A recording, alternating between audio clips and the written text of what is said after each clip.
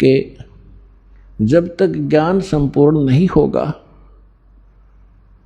तो आप इस भक्ति मार्ग पर चल नहीं सकते। तो परमात्मा ने दया बख्शी है, जैसे पूरी सृष्टि नाम लेवेगी। अब दीक्षा कैसे लेगी?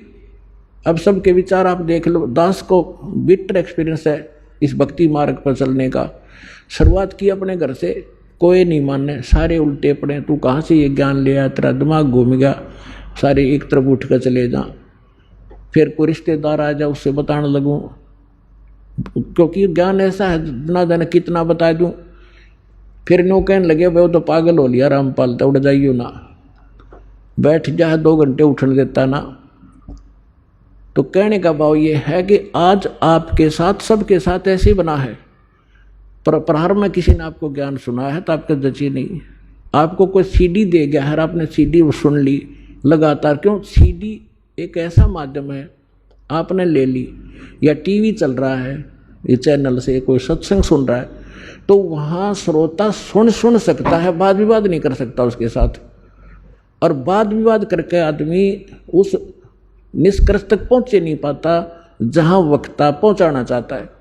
तो परमात्मा ने दया बख्शी कि टीवी के सामने बैठ कर चाहे कितना ही कुछ सोचता रहे कि झूठ बोला है, झूठ बोला है, और जब प्रमाण सामने आएंगे, अगर वो बीच में ही वाद विवाद हो जाए, आमने सामने बैठे होते तो बीच में वाद विवाद कर देता है, क्या ले रहा, उठ कर चला जाता।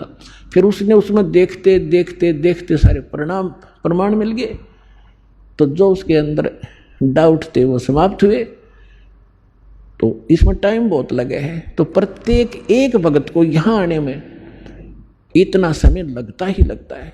तो अब क्या होगा? अब ये जैसे आप देख रहे हो, एक भक्त अपना अनुभव बता रहा था, पिछले सत्संग में आपको सुनाया था कि हम यहाँ से राजस्थान के भक्त आते हैं, यहाँ हिसार से एक ट्रेन चलती है, यहाँ खाली होती है, यहीं से स्टार्ट होती है, तो हम 2-2.5 हज़ार भक्त उसमें बैठ जाते हैं सुबह सुबह जाके हिसार से जोधपुर वाली में। और कोई नित्यनेम कर रहा है, कोई मोबाइल से मंत्र सुन रहा है, कोई आरती अपना कोई और शब्द सुन रहा है, चर्चा माले की चल रही होती है। तो वहाँ जितने यात्री उसमें बैठे होंगे अन्य भी, उनके ऊपर भी परमात्मा की वाणी प्रभाव डालेगी। बेशक उनको कोई समझ में नहीं आ रहा आरती या नमो नमो सतपुरुष को शुरू में तो किसी के बिना पल्ला पड़ती हो के बोल रहा है, लेकिन वो अपना काम पूरा कर रही होती है, उसको प्रभावित कर रही है आसपास के क्षेत्र में। इवन चींटी, पक्षी, पशु, गांव घर के जो पशु हैं उन पर भी प्रभाव पड़ेगा।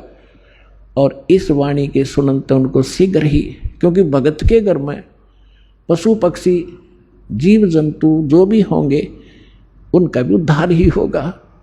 तो इस वाणी में इतनी शक्ति है, परमात्मा की वाणी के अंदर इतना अफेक्ट है कि इस आत्मा के बहुत से पाप ऐसे होते हैं जो ज्ञान यज्ञ से कटते हैं, और फिर उसके अंदर एक विशेष प्रेरणा बनती है भगवान की तरफ से कि कैसा है नास्तिक को।